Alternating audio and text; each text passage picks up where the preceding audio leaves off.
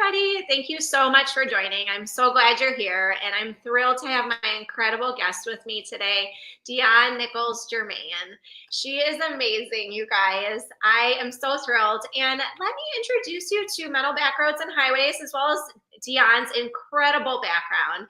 So again, thanks for joining. Mental Backroads and Highways is the Two Mamas to Love live stream dedicated to interviewing leaders who are trailblazing and pioneering for a better tomorrow in our homes, community, and globally. And Dionne is incredible, you guys. Dionne Nicholls-Germain is the founder of Live Your Best Life for You, an executive coaching, leadership training, and speaking business serving an international clientele. Dionne is a highly sought after speaker whose previous clients include the Government of Canada, PayPal, Mental Health Connecticut, and New York University. Dionne is the Forbes featured author of the 90-Day Conquering Unforgiveness Journal for High-Performing High Achievers. And she is also the creator of Conquering Unforgiveness Workplace Workshop. Inspired by her personal testimony of overcoming infidelity in a 17-year relationship and her global work with executives and organizations, Dionne is passionate about developing leaders and transforming workplace cultures through forgiveness, unlocking trust, resilience, and innovation that ultimately drive increased employee engagement, productivity, and overall profitability. She says forgiveness is the good business. Thank you so much for being with us today, Dionne. I am so excited you're here. Oh my gosh, you and me both.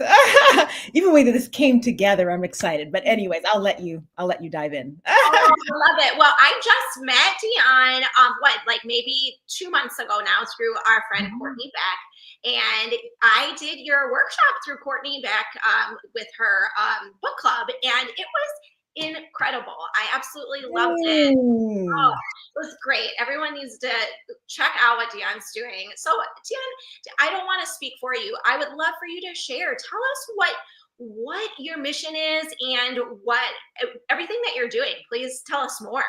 Sure. Well, I'll start with the mission. What wakes me up every morning is, what would the world be like if millions of people were forgiving themselves and others? That's what wakes me up every morning. Like, what would there be more of in this world? And what would there be less of? So just ponder on that for a moment. So that's why any opportunity I can get to partner with amazing people like Courtney and yourself to spread this message, it means one more person, that gets to at least be maybe even just enlightened a little bit about the transformational power of forgiveness. And that's why I'm so passionate and committed around forgiveness, because I actually teach it as a tool of empowerment, a tool of personal transformation, not to mention all the rippling effects of healing, right? Generationally that take place, exponentially that take place. And my favorite, limitless possibility. And I'm sure we'll get into more of that, but that's a lot of why I'm so excited, because of I've seen the limitless possibility that I've experienced because I keep practicing forgiveness. Oh, that's amazing.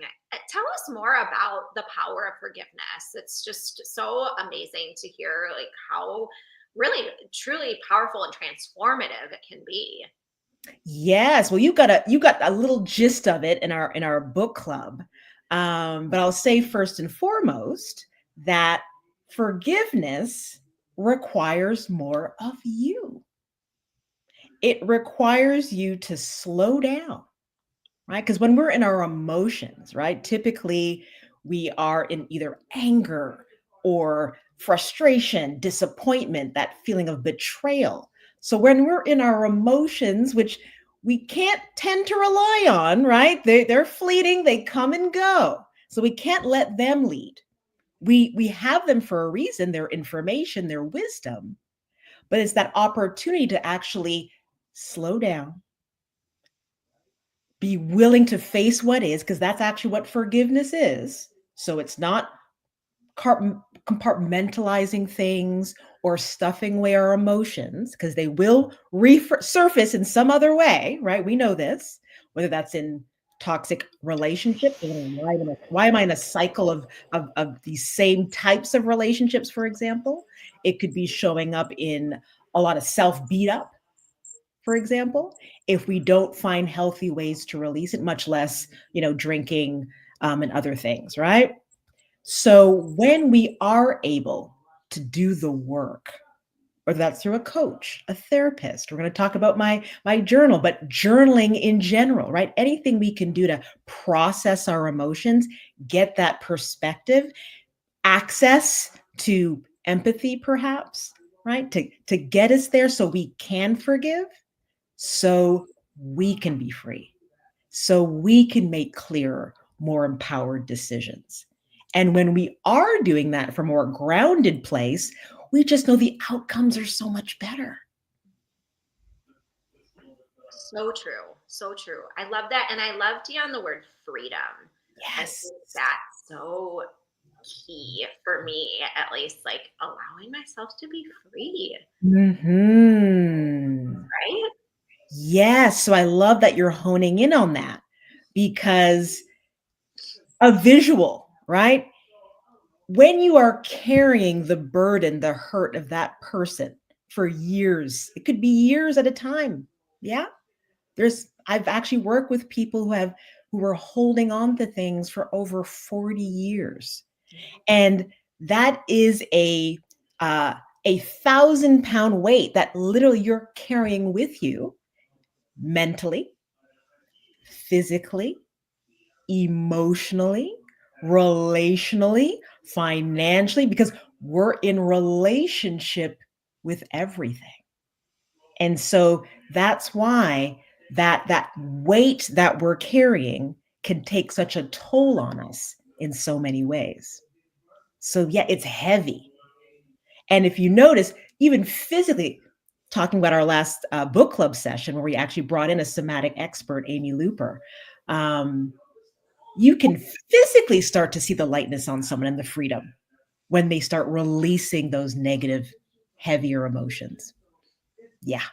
That's incredible. I think that is just like, as you talk about the ripple effects, like you're giving ripple effects with promoting forgiveness as this such a powerful tool, but also, like inward ripple effects, Mm. taking that weight, as you say, away and allowing us to discover tools in ourselves. And I think that's so powerful. Like I remember just so many powerful things from the workshop, Dionne. I remember there were a couple of things that like I really felt so like transformed with when I'm reading words, when I read through words or when I write down, when I journal those words, there is something very transformative, I feel like, about that, or something that like maybe turns on something in my brain that may not necessarily be there before, if that makes sense. Absolutely. That's why it's so important to write. Yes, I yes. actually, yeah, I'm That's a big proponent of pen to paper, but I'll let you continue. Mhm. I so agree. I so agree. Well, as we're speaking about that, Dionne, tell us more about your book, because your book, it focuses so much on that, on unforgiveness, changing it to forgiveness, as well as the journaling, the writing component. Yes. So, little backstory. I've been a journaler for, it's got to be now definitely over 20 years. I mentioned that my first journal I received as a graduation going away present. So Oh, that's what sparked it all. Actually, my friend at the time, she actually signed it a gratitude journal, even though it was just a freehand journal. But it was when Oprah was really, touting this importance of practicing gratitude. So I didn't even know the neuroscience behind it. I just knew I felt better by practicing. So that's where my journaling, journey began. And so when I decided to write this book, because I do have quite the testimony around why I'm so committed to the power of forgiveness. So it could have just been a story about my personal life and how I overcame infidelity in a 17-year relationship, even a secret child, right? And there's more. We don't have enough time today, but I'm a firm believer not only to inspire people to forgive, but to make it doable, practical, actionable. So giving people a way forward, because we know this thing is messy, it's complicated. We weren't really taught anything about forgiveness growing up. You correct me if I'm wrong. Um, and typically what we've learned is not the healthiest things, right? Yes. So that was important for me to make the journal another practical tool. How can I take what I teach in my workshops and get that to more people? And that's what inspired the journal. So it is full of guided prompts, um, affirmations, because yeah, we got to, when we're harboring unforgiveness, that's closing up our hearts, right? That's what's happening when we're harboring those negative emotions. So putting affirmations in my journal, so you have a daily reminder to open up your heart.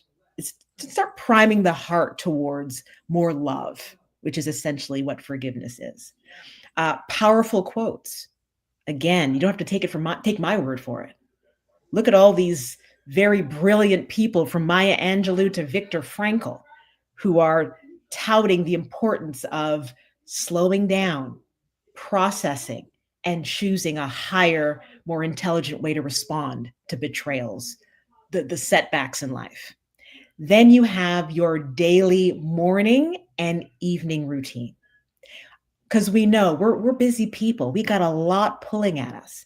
And my journal is actually called the 90-Day Conquering Unforgiveness Journal for High Performing High Achievers. Now, anyone can use this book, but as we know, as busy, high performing high achievers, we don't have a lot of time. So I created basically a 5-minute practice in the morning, 5-minute practice at night. But anything we know that we do daily, right? I say the habits, you know, that we form who we become. So the idea was to make not forgiveness not only a habit but a lifestyle. Who's doing that? Where we're so basically this journal, it becomes a mindfulness practice, right? Anything we focus on grows. So there's prompts around gratitude. So that gratitude piece stayed with me because, again, mind, body, and soul, all the neuroscience and evidence-based research shows that gratitude, basically it supercharges mind, body, and soul when you put forgiveness and gratitude together, because they're both really powerful on all aspects. And then these prompts around forgiveness of self, in addition to looking at where maybe you were able to forgive and where you were not, but not from a place of judgment, because now it's time to get curious. So it's more around what might be getting in the way. So you can imagine when you're doing that daily. And I also tell everyone, you can use this journal however it works for you. So maybe you're not ready to do the daily guided prompts, but there's some other great tools in there where you can just start reflecting on, maybe, taking an inventory as to where I am harboring unforgiveness, right? There's other tools in there, is that, well, my forgiveness dream framework. So, for example, my cousin, I'll never forget, she said, Dionne, I wasn't sure, if this journal was going to be for me because I don't really harbor any big, heavy grievances. But she said, man, this has been great for just the little daily things, whether it's, your partner who's getting on your nerves because he's not filling the dishwasher the way you want to, or maybe there was a slight comment made at work at the water cooler. So yeah, you can use this on the daily for the little things, because those things can pile up over time and still weigh you down. So yeah, it's a mindfulness tool, and it's making forgiveness practical. I love that, Dionne. Like everything that you're saying is so spot on with the habits, forming habits, the mindfulness tool with practical, actionable steps. I think that is, we can think about how we should do X, Y, and Z, for so long, but really at the end of the day, what is the action? What we're going to be remembered for is our actions, not necessarily what we thought. And that's essentially that next step through building those new pathways. And that's so, so key. As you're talking, it makes me think of, there's like a parable of frogs on a ledge, and they think about, 5 of them think about jumping, but how many jump? And it's just talking about that, thinking versus doing. And Mm. I am so excited to dive in with your journal. I think that is just so, so important. And Dionne, you mentioned, this kind of like this also comes from your workshops as well that you've been doing for so long. And you have so many amazing accolades. And please tell us more about your workshops and why you like speaking. Why do you like kind of just helping other people learn the power of this? And please tell us more. Sure. So from a workshop standpoint, that's I have to say where my heart really is in the sense that I can go deeper. We can really, it has that intimate space where we can really get vulnerable and really have the breakthroughs that we come for. So that's what I love about the workshop setting. um, I can take this, what I love, I can take my work, whether it's out into the community. I've taught this, in a church conference, and I can take it to a leadership conference. I mean, I was in Barbados just last month at Disrupt HR. You may have heard of it. It's like TED Talks, but for human resource professionals. They're all over the world. And so to see that I can even take this same message and bring it into the workplace through the leadership lens.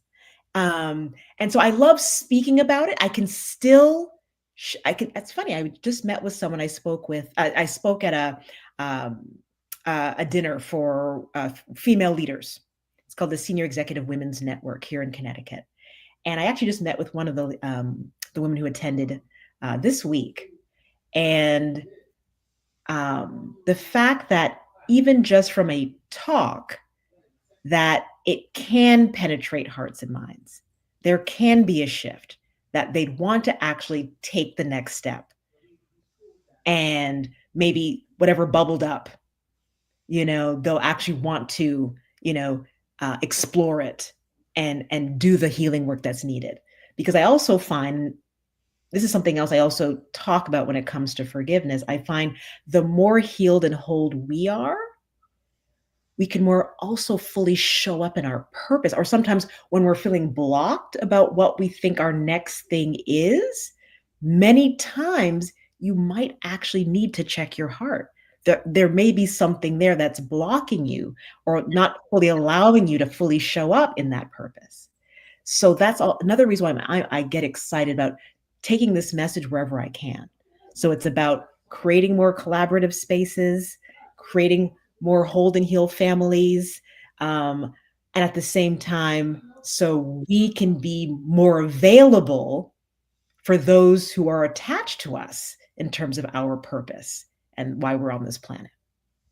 Oh, I'd love that. And as you're talking, like one of the takeaways I'm getting to, or like a visual, is like opening your heart up as opposed to closing it off. And like when we are, we step into that power, which may take some time, take some work through, as what we were talking about, and what you help others discover in themselves. But once we are able to start like opening up that door a bit, it gets easier with time, and you can open up your heart, and that helps others. And that the ripple effects are just amazing. And I love how you say you can do it, in any environment, and that's just so incredible. Yes, thank you for that. The more our hearts are open, the more love is being spread. Yes. Only be more goodness, more light, more joy, more peace, right? And something else you were saying, um, yeah, it's not a race.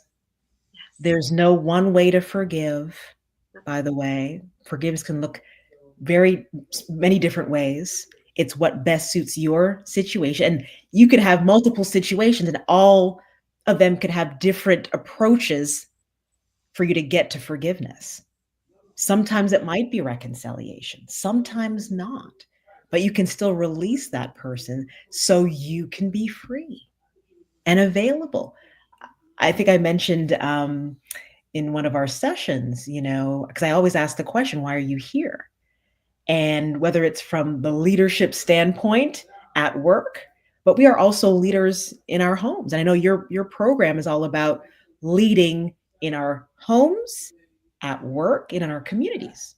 So one of the participants was a mother, a single mom, and she had been hurting for quite some time around what she was dealing with in terms of family.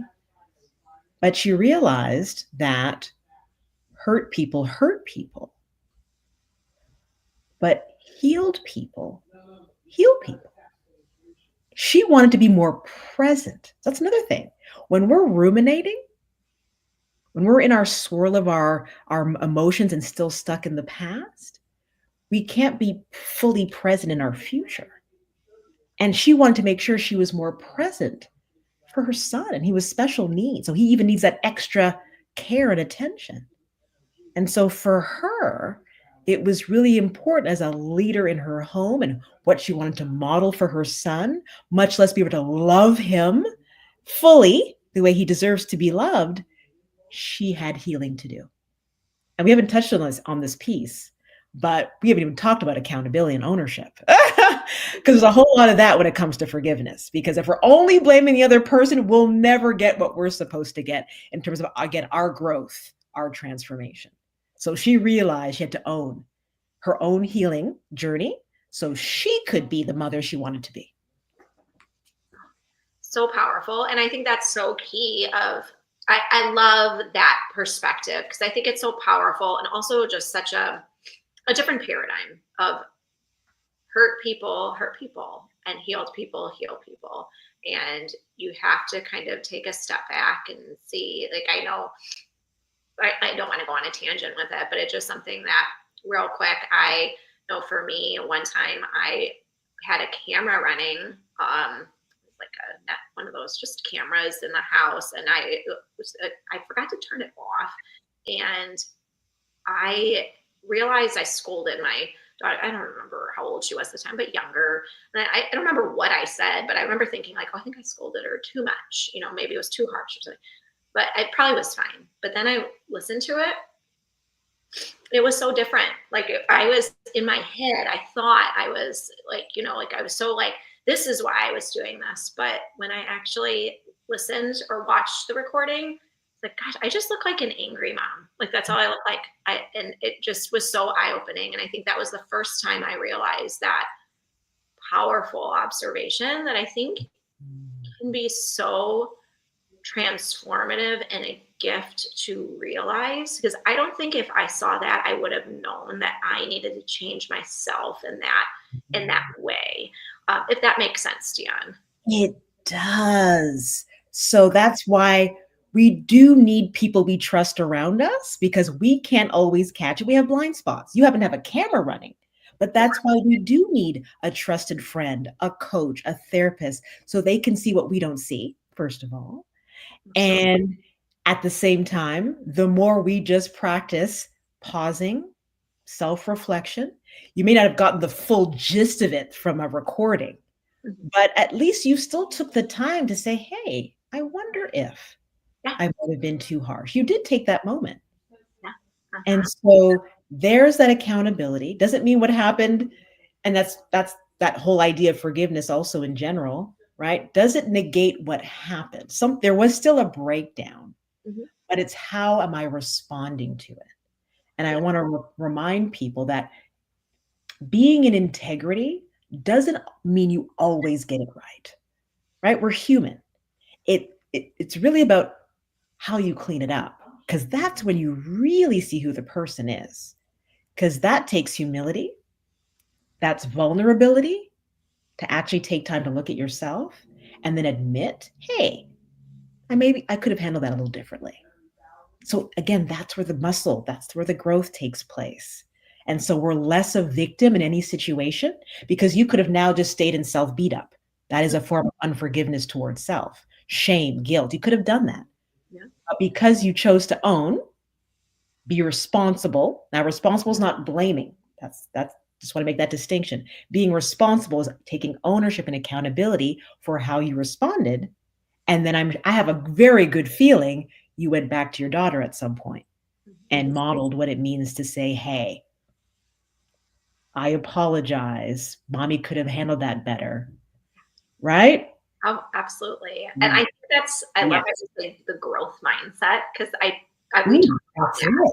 Yeah, where I'm like, we're working on, I'm working on something, everyone's working on something, and like there's that power of yet, and we're working on it all. And we're not perfect, but we keep trying. And I think there's so much learning that comes from that. That's the piece right there, right? We don't want to just go through things. We want to grow through things, right? So that's why we want to always make sure, what's the lesson here? What's the wisdom supposed to get?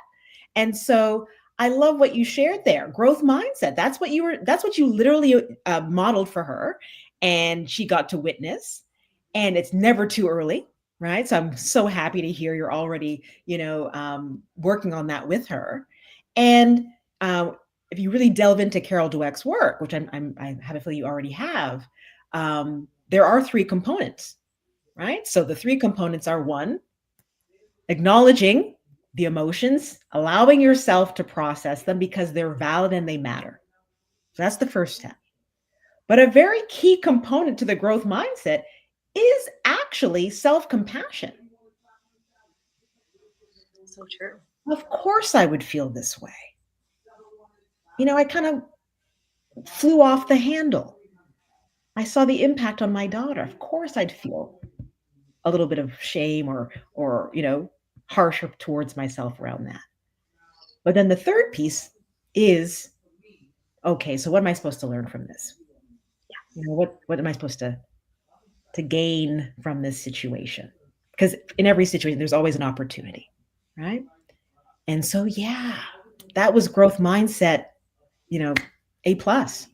Oh, well, thank you so much. I think it's so powerful. I think it's so powerful. And I love the way you eloquently explain that and also support and build the other person up. Like it means a lot, Dionne. And Dionne, I would love for you. Well, I feel like I can talk with you all day. I just absolutely love our chats. Yes. Please tell our listeners, whoever's listening to this live or to the replay later on, where they can find you, where they can learn more. I've had flashing on like the banners of your website. I also have in the comments links to some things as well that you have, but please tell us more. Sure. Well, I hang out quite a bit on LinkedIn. So you can definitely find me there under Dionne Nicholls-Germain. Check out my newsletter. It's called The Forgiveness Edge. It comes out monthly. Definitely check out the website, Live Your Best Life for You. You can also find me on Instagram and Facebook at Dionne Nichols. And yeah, never hesitate to email me, Dionne at liveyourbestlifeforyou.com. Oh, love it, Dionne. Now, I would love for you just there's so many pearls you have to share with us. If you could leave us with one thing to take with us throughout the day today, what bit of advice would you give us all? Sure. I guess the biggest one for me, because yes, this thing is no joke, this forgiveness thing. And so I always say it's practice. We never get it perfect, right? We're always practicing. It's a lifelong, but as long as we're practicing, we grow, we learn, we get one inch closer to love, joy, peace, and freedom.